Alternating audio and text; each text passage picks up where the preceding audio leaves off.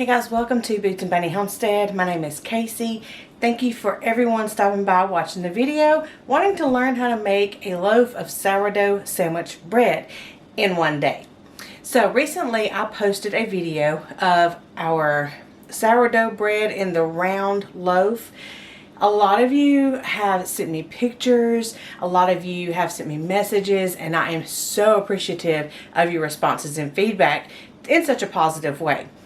So today, I did have somebody ask me about making it into a sandwich loaf, and I answered yes, but I wanted to go through the steps just in case we missed anything.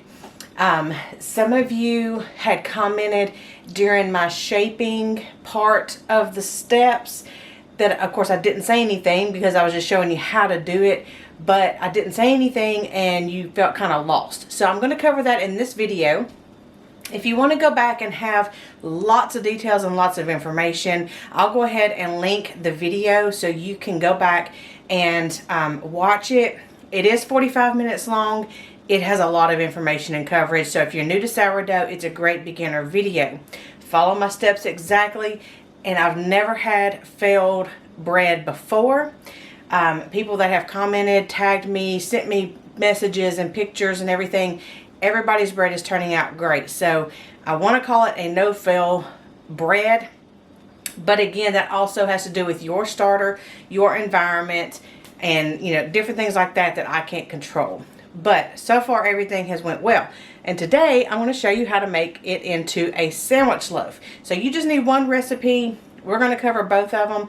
Now I have typed out the recipe down below with the directions, and we are going to go ahead and just use the one loaf recipe because I'm just going to make one sandwich loaf because we don't eat a whole lot of bread. And I'm going to show you how to do my sourdough bread in a sandwich loaf. Now for any of you wondering, this right here is my sourdough.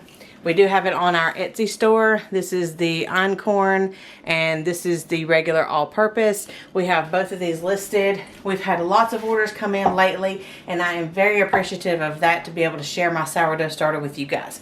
So we're going to go ahead and start off, like I said, with a one loaf recipe. This is going to consist of 125 grams of starter, 362.5 water, 12.5 of salt, and 500 grams of flour. With any recipe with bread, one loaf usually consists of 500 grams of flour. Anything more than that, it usually doubles. I have seen 600 grams of flour. That just means it's either going to be like a very large loaf, either whether it's round or whether it's long, or two smaller loaves. Now any of these recipes you can make into rolls. You can just divide them out however big you want your rolls and do the same process. So let's make it into sandwich loaf. Sorry for the glare. You may not be able to see my weight. No. Okay, maybe that's a little bit better. Okay, so we're going to do it in grams. This should be zeroed out. If it's not, because I put my bowl on first, then turn it on. If you turn it on and put your bowl on, you'll have to tare it. So you just go ahead and tear that out. First thing we're going to do is do 125 grams of active starter. Mine was fed last night. This is what mine looks like. It's very liquidy because it's hungry. It's already done risen and fallen. So that I wanted to point that out because you can use this at any point. Unfed starter is just going to refeed on your dough that you're making and become active.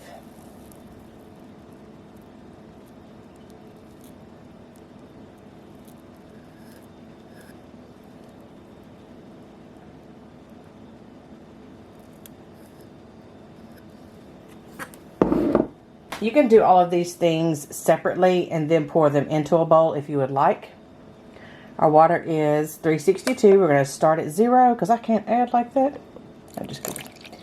So 362. That's good enough. As you see, I'm not exact with these measurements. I get close.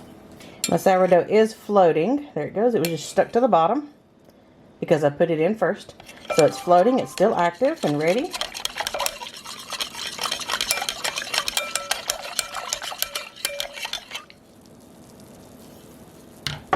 Okay, we're going to tear it out. And then we're going to put in our flour. I'm sorry, salt. Salt is 12.5.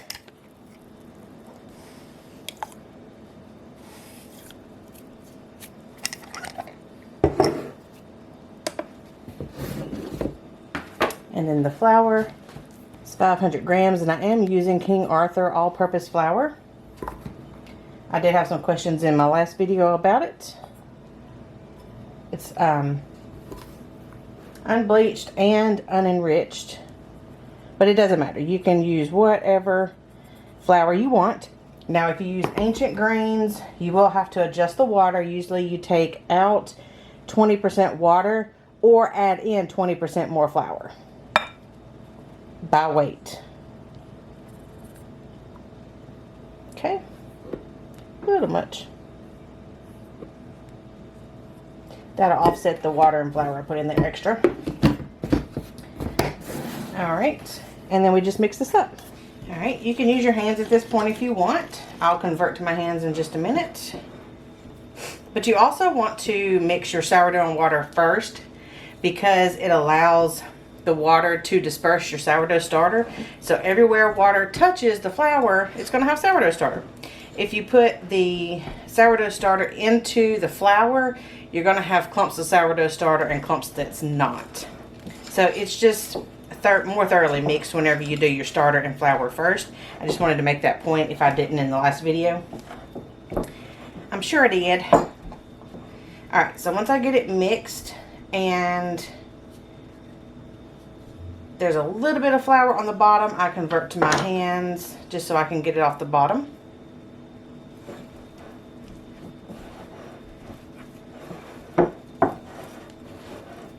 And it starts out kind of like a pizza dough. And as you start mixing it, it starts hydrating and it starts getting sticky. This is what's called a shaggy dough. Just incorporate it until all of your dough looks the same hydration. You can squeeze it, you can twist it, you can flip it, you can push it, do whatever you want to do. Alright, so all of mine looks like this sticky mess. I don't see any more dry spots, I don't see any more wet spots. So, what we're going to do is we're going to let this sit, and it's going to rest for 1 hour. Once I get all this mess off my hands. And it's okay, you're going to lose a little dough throughout the process. That's to be expected. But here's my shaggy dough. It's all sticky and goopy. And then we're just going to put a towel over this. Or I'll show you my shower cap that I use. So for all of our doughs around here, we use a shower cap. And this is, my kids make yeast rolls and sell them. And of course I make all kinds of bread products. But I use a shower cap. Mine, this is the only one that Walmart had at the time. It's vinyl on the inside and satin on the outside. I use the vinyl side in. You can also get the little cheap ones and that are just clear. So we're just going to cover this and let it rest for an hour. Alright, so it's been about an hour. I've kind of lost track of time. Alright, nothing has changed with our dough. And what we need to do is wet our hands. We don't want them dripping. We just want them to like where we just kind of rub our hands together. And then we're going to do our stretch and folds. Now, we're just going to turn and lift and fold it over. It'll be pretty easy to do right now. Let me also show you a different way to do your stretch and folds. If you have trouble with your stretch and folds, let me show you. You can also do it this way. These are called coil folds. And what you're going to do is you're going to reach under it and pick it up and let it fold over on itself and then put it back down. Turn it all the way around to the opposite side. Pick it up, pull it towards you and fold it under, okay? Then you're going to do a quarter turn. You're going to do the same thing. So you folded it this way, and now we're going to fold it halfway, a quarter turn. Do one side, turn it halfway around, and then do the other side. This is especially helpful with your big batches. So you can do this either way, and each time you do it, you want to pick it up and then just kind of let it stretch its own self, and then just fold it over. Okay? Hope that helps you. Let me see if I can do it one more time with a side view. Let me do it this way. All right, so we're gonna pick it up. Whichever side goes longer, that's the side I put down and fold over like that, okay? If that makes sense. All right, so now we've got it rounded, it's all stretched and folded, and we are going to cover this again, let it rest for 30 minutes, go ahead and set your clock, but time does not really matter at this point unless you are pressed for time. So we're gonna go ahead and I'm gonna set my watch timer. We're gonna let this set for 30 minutes. I'm gonna cover it with my shower cap after I wash my hands. We'll be back and do the same thing.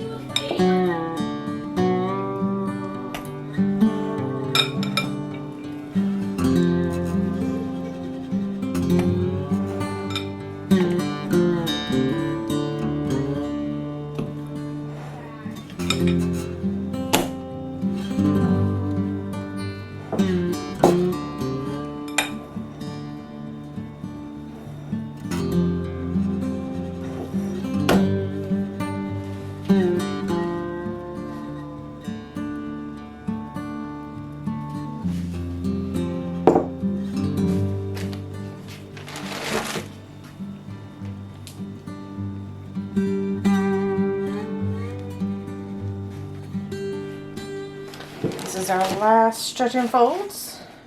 Mine has actually started to fill up the bowl a little bit more, and you'll see it getting jiggly. So we're going to do our last stretch and folds. Wet our hands.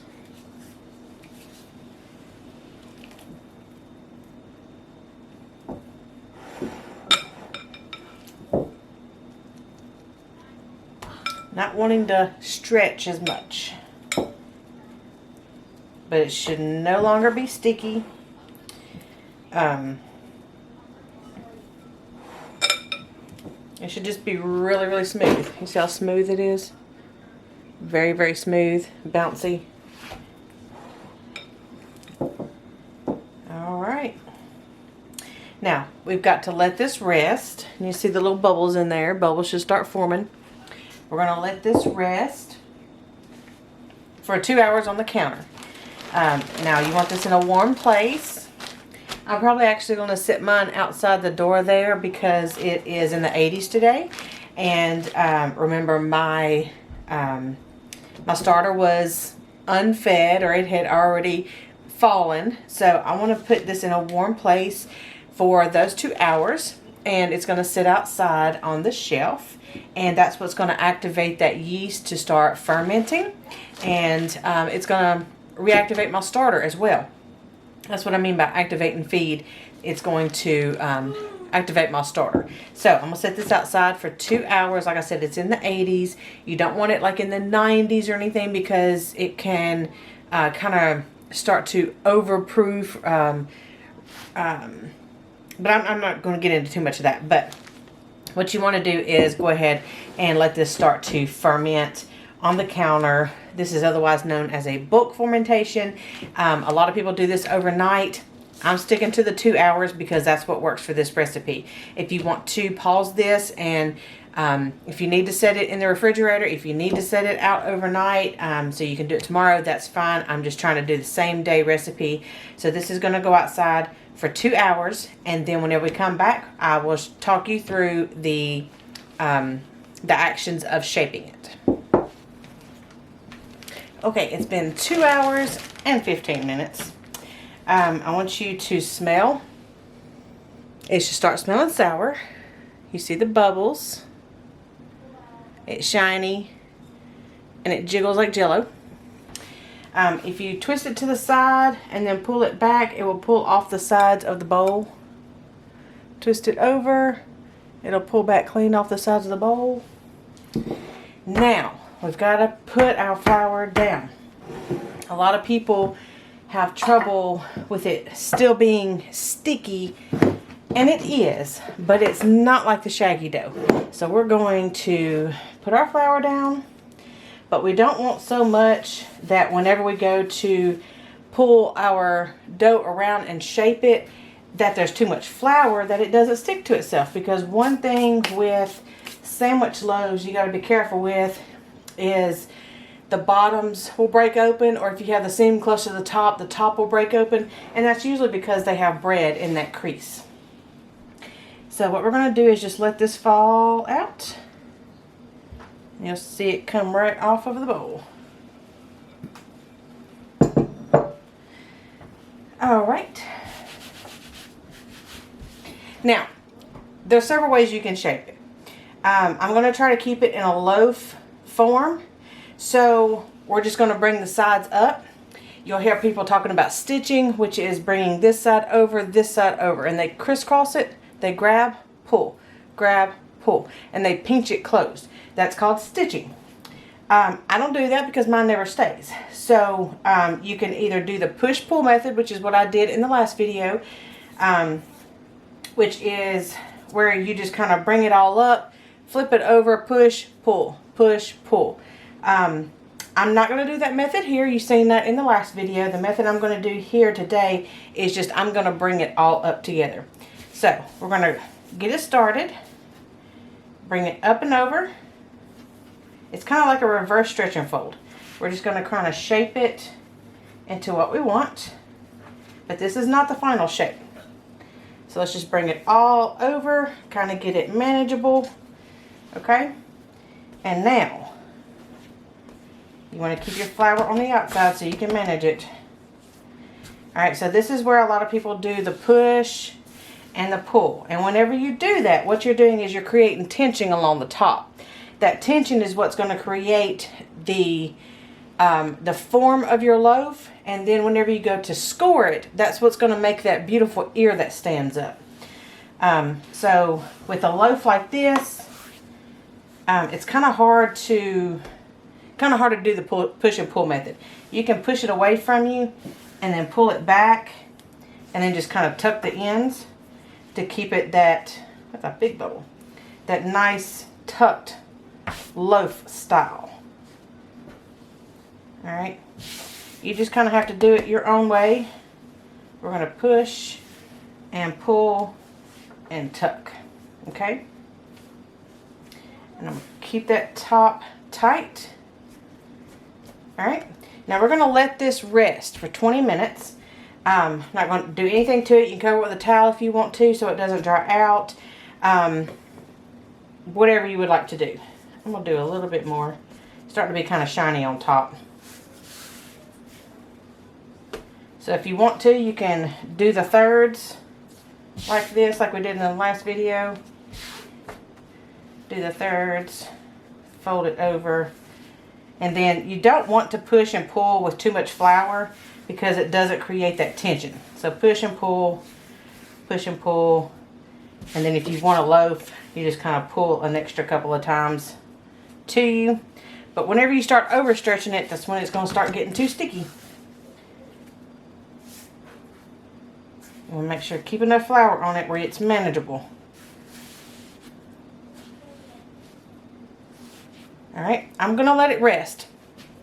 And then in 20 minutes we'll come back and we will do the final shaping. That way it has time to go ahead and absorb this extra flour, and we can go ahead and get that tension a little bit better. But you see it's nice and jiggly. No, you can't see it. Duh.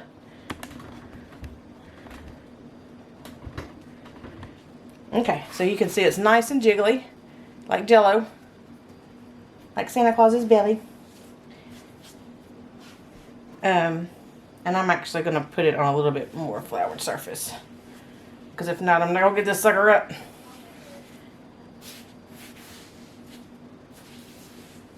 Alright, so I'm going to leave it here to rest.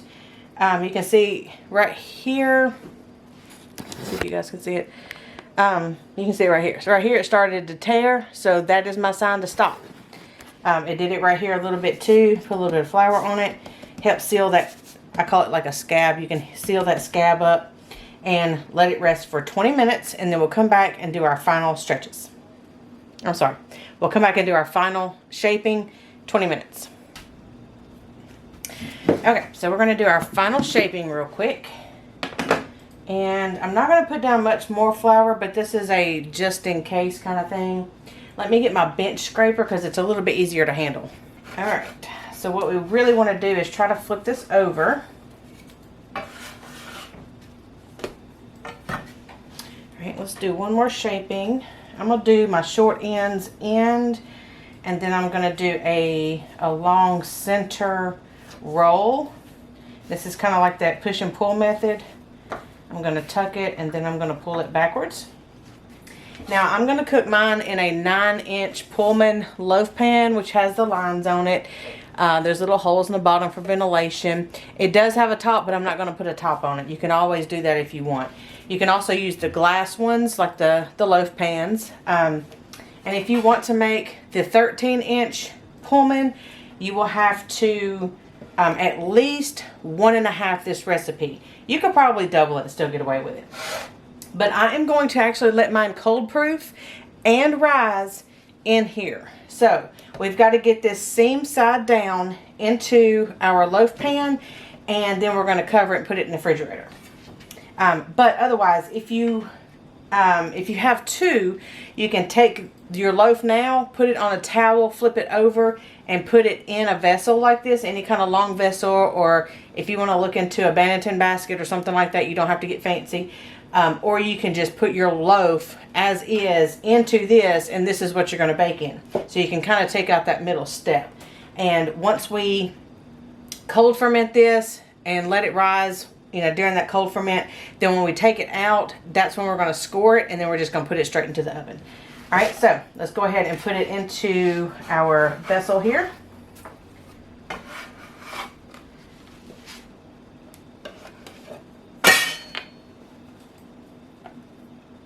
Doesn't have to be all that pretty. We're just going to try to shape it best we can.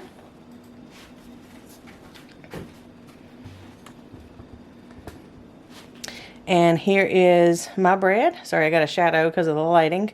But there's my bread.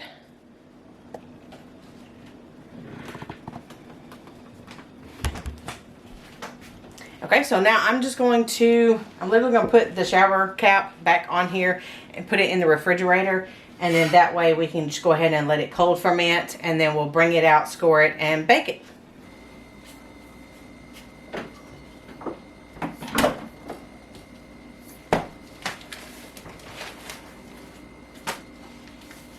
All right. So this is what our bread looks like.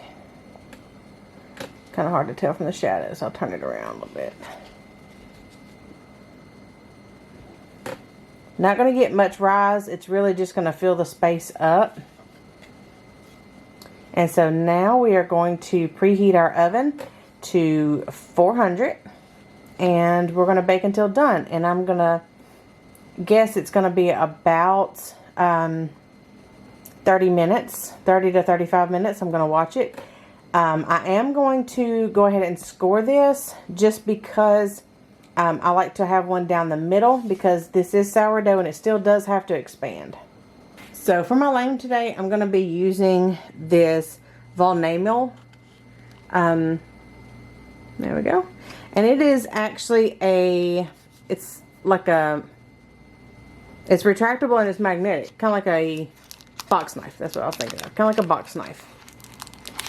And this one actually comes with, of course, the directions and everything. And then it comes with extra blades if you guys want to get one of these. And you can keep it and stick it to your refrigerator, so that way you don't lose it. But this is a bread lane.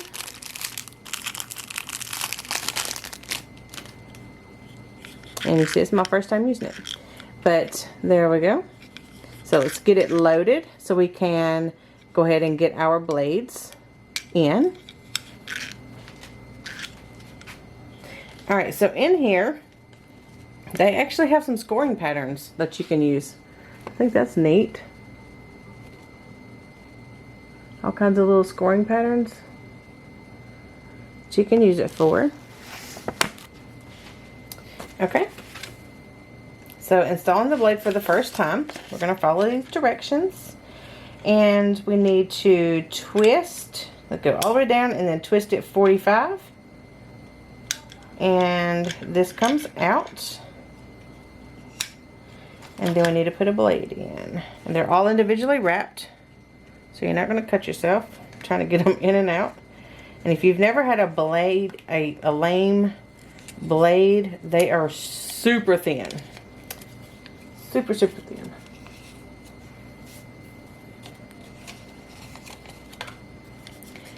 Alright. Alright, so now it just says to, we're going to put it right here in this little crack. It should go all the way down. There we go. Alright, it needs to line up with that little hole right there. And then we're going to put this back in.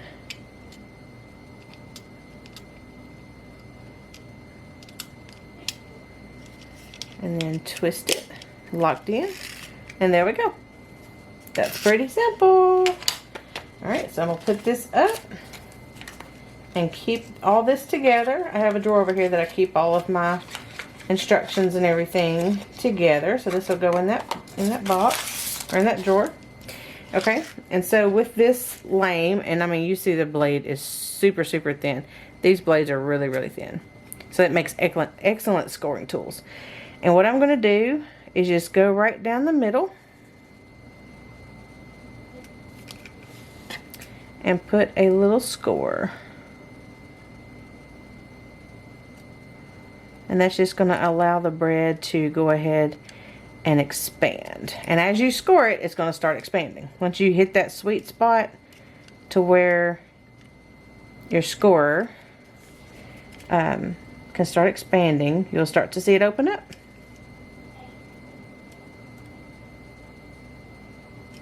This side over here doesn't want to score well. Okay, so there, we've got it scored, and I'm waiting on the oven to preheat, and then we're going to bake it. Lighting is horrible. Okay, so unlike the Dutch oven bowl that we did in the last video, this is not going to be, it's not going to have to be steamed. It's not going to have to go in the preheated Dutch oven. You're not going to have to do the lid off, lid on. We're going to bake it just like a regular loaf of bread, and we're just going to have to watch it. Now you want your internal temperature no higher than 210. A lot of people like to take it out about 190 because the temperature will steadily to increase over the next couple of minutes after you take it out. But you don't want it to stay in the oven more than 210 degrees Fahrenheit. So we'll have to watch that as we bake it. But this is just going to act like a regular loaf bread, and I can't wait to see it. Okay, I've got it washed off and ready to store. Now I won't lose it.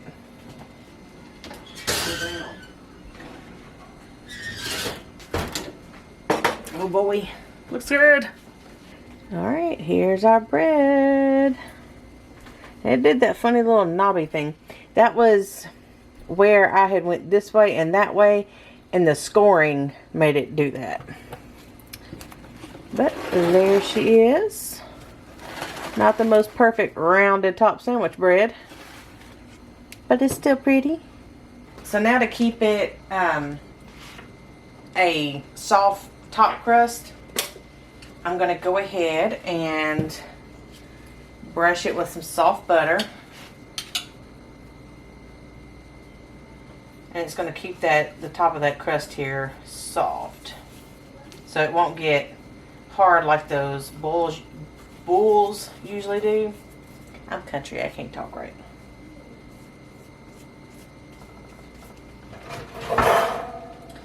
And I'm going to go ahead and let it sit out on a cooling rack.